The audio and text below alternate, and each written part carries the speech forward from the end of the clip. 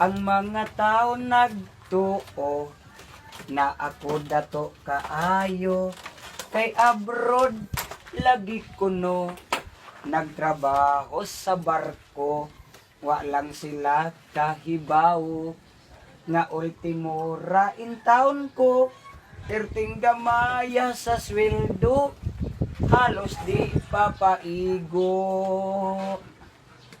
Unom ka buwan ang antuson, duha ka buwan ang bakasyon, ang kwarta dali gastuon, so wala jud kay matigom, maong sunod na hong bakasyon, magpractice na ko og kumkum, pangkamot pagahion, aron kwarta lisod bunuton.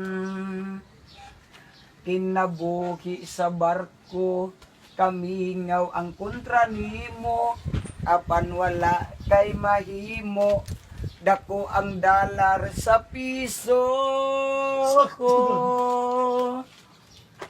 Ang mga sinugatan, kinahanglan dili kalimtan, ang tanan gayud apuran, arong wala kay madunggan, pero kung kwarta magkuwang, ayaw na lang pag-alang-alang, kung naay di matagaan, pati na ang imong batasan. Kinabuhi sa barko, kamihingaw ang kontra nimo, apan wala kay mahimo, dako ang dalar sa piso.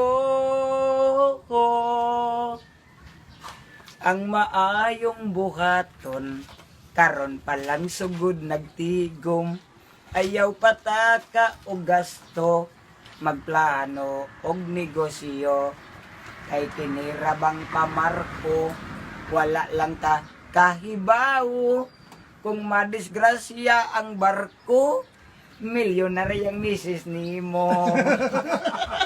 Wala.